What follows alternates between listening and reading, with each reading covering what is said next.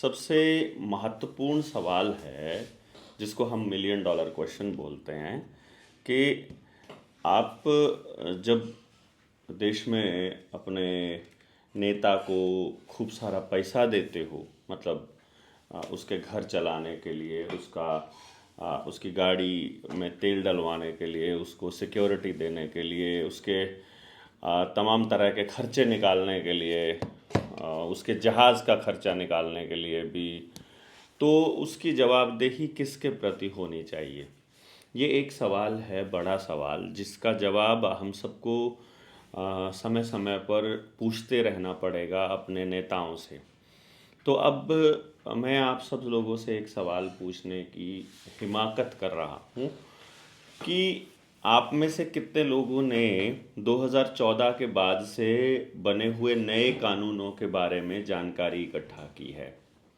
कितने लोग हैं ऐसे जो 2014 के बाद के कानूनों के बारे में रिसर्च करते हैं कि ये कानून बना है और उस कानून के हिसाब से टोटल सर्वेलेंस वाला स्टेट बनने में भारत को कितना समय लगेगा और किन किन चीज़ों की ज़रूरत पड़ेगी और कैसी मानसिकता के लोग तैयार करने पड़ेंगे? क्या आपने इसके ऊपर थोड़ा बहुत रिसर्च किया है? और अगर किया है तो आपकी रिसर्च या आपकी फाइंडिंग क्या कहती है? ये एक सवाल है, आपको कमेंट में इसका जवाब देना है। आवाज़ कम आ रही है ऐसा कुछ साथी बोल रहे हैं। अभी बताइए, अभी आवाज़ ठीक है क्या? अभी साफ है? तेज होगी आवाज़? हाँ, अभी बताइएगा। ठीक है, मैं समझ गया। अब मुझे आप बताइए कि इस तरह की जो चीज़ें हैं, इस तरह के जो सवाल हैं, वो हमें कितने पूछने, मतलब कितनी आदत है ऐसे सवाल पूछने की? और अगर हमको ये सवाल पूछने की आदत नहीं है तो फिर क्या नेता हमारी बात की चिंता करेगा कि हम उस बात को समझ रहे हैं कि नहीं समझ रहे हैं? अब बताइए, जो लाइव में हैं वो उनको आवाज़ ठीक से आ रही है कि नहीं आ रही है? नहीं आ रही है तो फिर हम बात करते हैं, फिर हम दोबारा से आगे बढ़ते हैं। जी, हमें सवाल पूछने की आदत नहीं है, मैं ये कह रहा हूँ। तो 2014 के बाद से कितने कानून ऐसे बने और आपने उनकी रिसर्च की, आपने उनके बारे में खोज करी कि हाँ, ये कानून मेरी आज़ादी के लिए है, आज़ादी को बरकरार रखने के लिए है, और ये वाला कानून मेरी आज़ादी को छीनने के लिए है। ऐसा कोई अगर हम कोई पैमाना हमने बनाया हो तो फिर हम कुछ कैलकुलेट करने की पोजीशन में होंगे कि हमारे अगले जो समय है उसकी दिशा क्या हो रही है। और यदि हमने ये नहीं किया है तो मतलब हम कुछ एक बड़ी चीज़ मिसिंग है हमारे इस पूरे के पूरे सीन में। मैंने अभी 2019 में, मैं आपको बताता हूँ, 19 और 20 में मैंने ये ट्राई किया था और फिर मैंने इसको कैलकुलेशन किया था। बाद में नरेंद्र मोदी ने बाहर जाना, विदेश जाना बंद कर दिया था। नोटबंदी का समय देखा मैंने, फिर जीएसटी के इम्प्लीमेंटेशन का समय देखा, दूसरे अटैक्स जो भारत में हुए, आतंकी हमले हुए या दूसरी और चीज़ें जब हुई, तो मैंने उनका समय भी देखा। तो मुझे एक बात समझ में आए कि देश को जब भी तकलीफ़ हुई है, कोई भी नई चीज़ आई है या फिर देश में कुछ भी ऐसा हुआ है जो उसके नागरिकों के हितों की मतलब अवहेलना हुई है किसी भी तरह से, उसी वक्त नरेंद्र मोदी विदेश में है, उसी वक्त वो अपनी फ़्लाइट पकड़ के कहीं जा रहा है। तो मेरे लिए ये चिंता का विषय हो जाता है कि मेरा प्रधानमंत्री देश को ऐसे मतलब ऐसे अंधे कुएं में डाल करके कैसे जा सकता है, और वो अपने देश के लोगों को ऐसे इग्नोर कैसे कर सकता है। मतलब ये एक सवाल मेरे दिमाग में आता है बार बार। अब मैं, लीजिए, मैंने इसको जैकेट में फंसा लिया। तो अब मैं ये पूछने की हिमाकत कर पा रहा हूँ कि जब दिल्ली में बम ब्लास्ट होता है तो अगले ही दिन नरेंद्र मोदी भूटान कैसे चला जाता है। चूँकि आपने देखा होगा कि कल इसमें बिहार में कल शाम को 5 बजे चुनाव प्रचार रुक गया है, शाम को 5 बजे। कल मैंने जो शब्द बोला है वो 10 तारीख के लिए बोला है, आज 11 नवंबर है, 11/11/2025। बहुत इम्पॉर्टेंट समय है ये समय। अभी ये समझ लीजिएगा कि हमारे दिमाग के पोर्टल्स खुलने का समय आ गया है और अब हम थोड़ी सी हाई फ्रीक्वेंसी की बातें कहने लगेंगे 23 जनवरी की मीटिंग के बाद, बल्कि इस 24 नवंबर से 1 दिसंबर तक होने वाली मीटिंग में ही हम थोड़ी हाई फ्रीक्वेंसी बातें कहने की कोशिश करेंगे और जो लोग पहले नहीं जुड़े हैं वो भी बात समझ जाएंगे। हम अभी तक की ऑब्जर्वेशन हमारी ये रही है। तो कल बिहार में जो है चुनाव प्रचार रुक गया है और जैसे ही चुनाव प्रचार रुक गया है उसके कुछ घंटों बाद ही दिल्ली में बॉम्ब ब्लास्ट हो जाता है। अब ये बॉम्ब ब्लास्ट आपकी नज़र में क्या है, मतलब आप इसे क्या समझते हैं? ये इत्तेफाक है या फिर ये कोई पुरानी साजिश है या कोई ये सोची समझी साजिश है, या इसको हम लोग ऐसा मान के चलें कि इसमें सत्ताधारी दल के कोई लोग शामिल हो सकते हैं या विपक्ष शामिल हो सकता है? क्योंकि ये इसको बनाने की कोशिश की जा रही है सांप्रदायिक, इसको हिंदू मुसलमान का रंग दिए जाने का प्रयास किया जा रहा है। आप इसमें कितने सहमत हैं ये आपको बताना पड़ेगा, क्योंकि आपकी पोजीशन हमें क्लियर करेगी कि हमारे साथ कैसे लोग जुड़े हुए हैं। यदि आप लोगों को भी लगता है कि ये एंगल हिंदू मुसलमान का है तो फिर हमें सारे वो आतंकी निकाल के लाने पड़ेंगे जो आरएसएस से जुड़े हुए थे, फिर तो सारा आरएसएस ही आतंकी संगठन हो जाएगा। फिर तो हमें ये ढूंढना पड़ेगा ना कि भाई कितने लोग आरएसएस से जुड़े हुए ऐसे आतंकी निकले हैं अब तक देश के अंदर, जो आईएसआईएस से जुड़े हुए हैं, जिनके तार, जो बॉम्ब ब्लास्ट बनाया करते थे, जो देश की सेना की एयरफोर्स की जानकारी पाकिस्तान को दिया करते थे, वो सारी जानकारियां तो फिर आपको ढूंढनी पड़ेंगी, आपको पता चल जाएगा।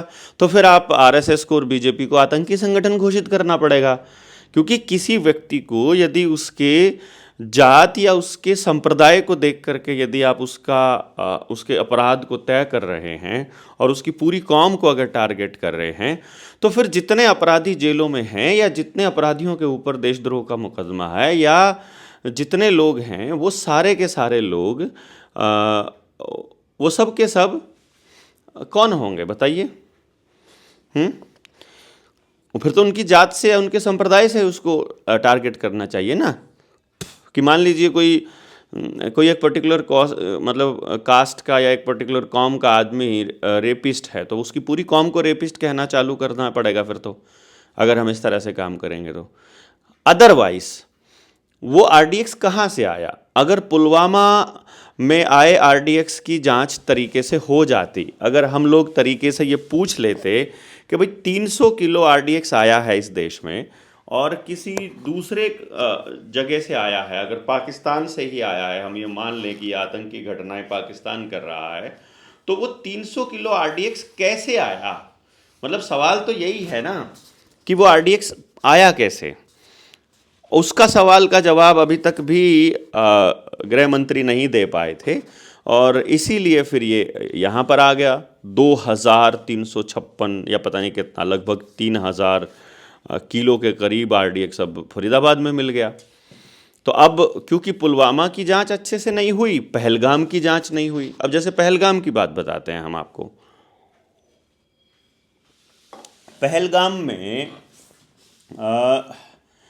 11 इनपुट ऐसे मिले थे, इनके जो एजेंसियां हैं, खुफिया एजेंसियां हैं, उनकी तरफ से 11 इनपुट थे कि अटैक होने वाला है।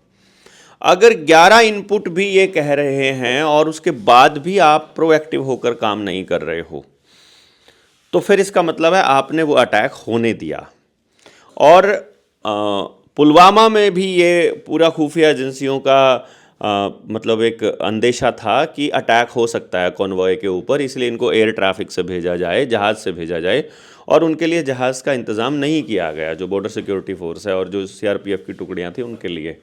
तो वहाँ पर भी इसका मतलब अटैक होने दिया गया और इतनी सुरक्षा के बीच वो गाड़ियाँ गई। अब फरीदाबाद में मतलब पकड़ा गया है RDX और सांप्रदायिक रंग देने की कोशिश कर रही हैं सरकार के बैठे हुए लोगों के समर्थन में बैठे सोशल मीडिया के लोग और मीडिया। और साथ के साथ बिहार के चुनाव के बाद जो है वो रैली आप कोई कर नहीं सकते थे, नई अनाउंसमेंट कोई कर नहीं सकते थे, नया आप मीडिया में आ नहीं सकते थे, तो आप भूटान में जाकर के मीडिया में आ रहे हैं, यानी भूटान से लाइव चल रहे हो। जो दिखता है वो बिकता है। ह्यूमन साइकोलॉजी के साथ खेलने की कोशिश चल रही है। तो ऐसा लगेगा लोगों को कि आखिरी दिन में जो दिखाई दिया उसी को वोट करना है। 2019 के चुनाव पुलवामा के नाम पर लड़े गए थे, बाद में एक बिहार रेजिमेंट पिछले चुनाव में 2020 के चुनाव में बिहार के कुछ जवानों को मरवाया गया था। 20 जवानों को, 20-22 जवान थे शायद, उसकी तरफ आप नज़र दौड़ाइए।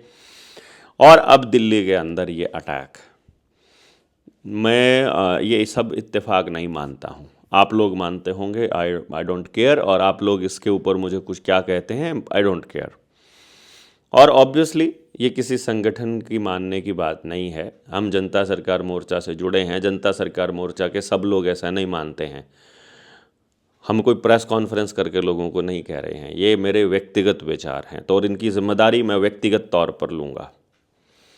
और जिसको इन विचारों में यकीन है वो बताएगा कि हाँ, हमें आपकी बात ठीक लगती है, कि आप जो कह रहे हैं वो ठीक है।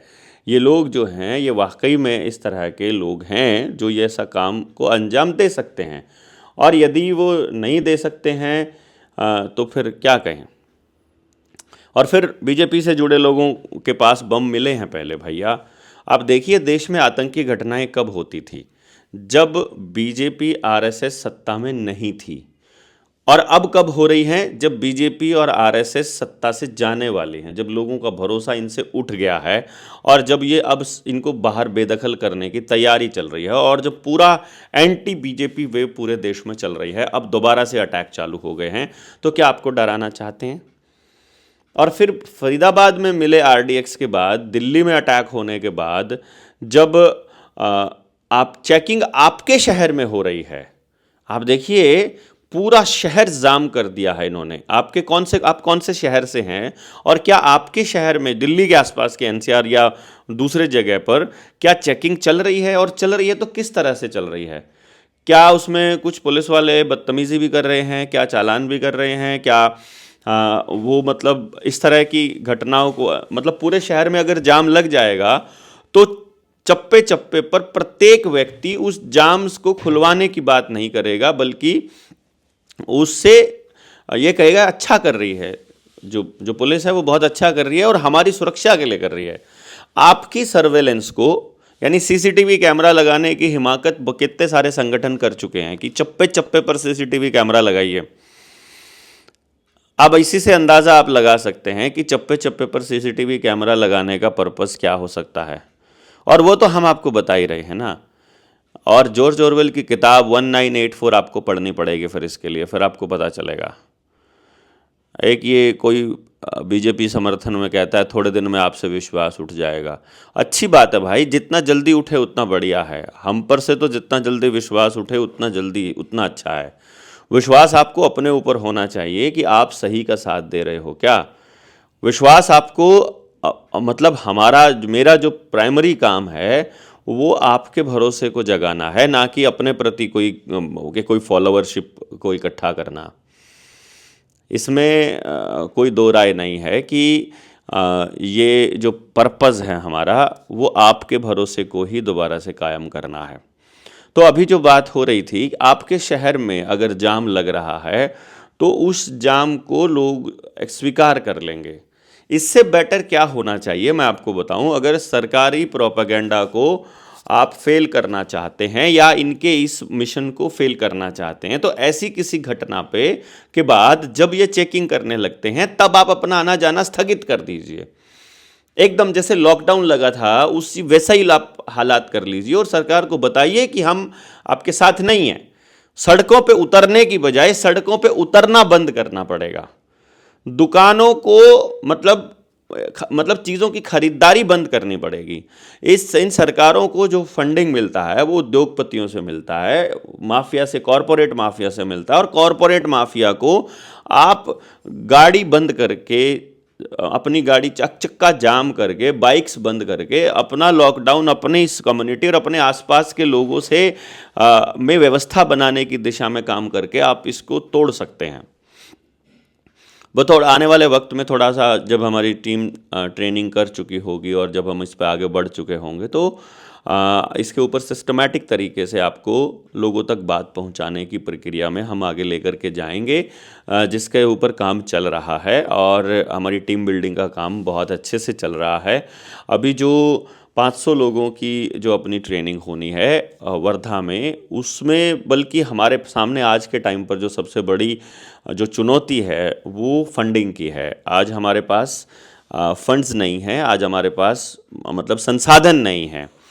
आप में से कोई साथी जैसे कोई कहता है कि यार तुम लोग डिजिट्स की खिलाफत करते हो और डिजिट्स ही मांगते हो और यूपीआई करने को बोलते हो, डिजिटल करेंसी को आप मना करते हो। उस केस में हम आपको बताते हैं आप किसी भी चीज़ की जिम्मेदारी ले सकते हैं। आप खाने की ले सकते हैं, मतलब एक तरह से 1 हफ्ता पहले हम लोग पहुंच रहे हैं, 23 को हम पहुंचेंगे और 1 तारीख तक रहेंगे। 23, 24, 25, 26, 27, 28, 29, 30, 1, 9 दिन हम लोग वहाँ पर रहेंगे ज़्यादातर लोग। तो आप में से वो साथी जो इसमें सपोर्ट कर सकते हैं, जो इसमें जो आ नहीं रहे हैं, जो आ रहे हैं, उनकी जिम्मेदारी तो हम लगाएंगे ही कि उनको क्या जिम्मेदारी सौंपी गई है। जिनको आना है वो तो जिम्मेदारी हम लगाएंगे, पर जो नहीं आ रहे हैं, मतलब जिनकी पॉसिबिलिटी नहीं बन रही और वो मोर्चे को सपोर्ट करना चाहते हैं, वो हम लोगों को सपोर्ट करना चाहते हैं, वो हमारे नंबर पर भी भेज सकते हैं। 9518170000 पर भी भेज सकते हैं, या फिर हम डिस्क्रिप्शन में जो डाल रखा है उसमें हमने वो अकाउंट नंबर जो उसका क्या नाम, जो JSM का ही है, हम तो उसका नाम ही भूल गए, जागरूक समाज मंच का जो अकाउंट नंबर है वो डाला हुआ, आप उसमें हमको भेज सकते हैं। क्योंकि Janata Sarkar Morcha is not a registered agency और इसको हम करेंगे भी नहीं। हम किसी अलग अलग जगह पे हम आपसे सहायता मांगेंगे जब भी हमें ज़रूरत पड़ेगी, जब भी हम कोई ये कार्यक्रम का आयोजन करेंगे। और ये आयोजन बहुत महत्वपूर्ण है। 7000 गांव तक जाने की इस प्रक्रिया में उस ट्रेनिंग का होना बड़ा ज़रूरी है। तो इसमें यदि समाज हेल्प नहीं करेगा तो हम भी नहीं कर पाएंगे कुछ भी। तो ये एक प्रक्रिया हम प्रोसेस इसमें कर रहे हैं। साथ के साथ आप हमें मतलब सब्सक्राइबर्स तो जितने ज़्यादा लोग हमारे से जुड़े होंगे, सिस्टम को भी डर लगेगा फिर हमें हाथ लगाने में।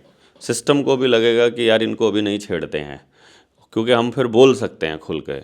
मान लीजिए अभी पुलिस हमें उठा ले, NSA लगा दे और कुछ महीनों तक जेल में बंद कर दे, तो ये साइकोलॉजी को समझते हैं कि बंदा सोशल मीडिया पे चल रहा है, सोशल मीडिया की वजह से चल रहा है, सोशल मीडिया से गायब होते ही बंदे के बारे में खबर गायब हो जाएगी और लोग भूल जाएंगे, ये उनको पता है। तो ये ऐसा प्रोसेस हो जाए उससे पहले हमारे पास एक टीम अच्छी बनी हो जो कि भूलने ना दे, जो कि सिस्टम जो ऐसे ही जागृति को कंटिन्यू रखे, तो ये बड़ा ज़रूरी है।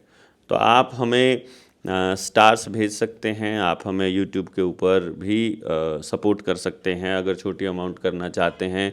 अदरवाइज़ 9518170000 पर भी भेज सकते हैं, या आप जिम्मेदारी ले सकते हैं, मतलब वहाँ मतलब जो रिसोर्स पर्सन है उनकी ले सकते हैं, भोजन की ले सकते हैं, टेंट की व्यवस्था की ले सकते हैं, किचन की ले सकते हैं। और क्योंकि इतने लोगों के लिए तो हमको टॉयलेट्स की व्यवस्था भी मतलब एक तरह से टेम्परेरी और अपने लिए अभी करनी पड़ेगी, तो उसकी आप ले सकते हैं। इस तरह से हम लोग अपनी जिम्मेदारियां बांट सकते हैं अगर आप नहीं आ पाएंगे वहाँ समय पर। तो बाकी जो चीज़ें मैं अभी बात कर रहे थे वो ये थे कि आपके शहर को इन्होंने जाम किया है, तो आपका कौन सा शहर है और उसमें कितना जाम है ये आप मुझे बताइएगा।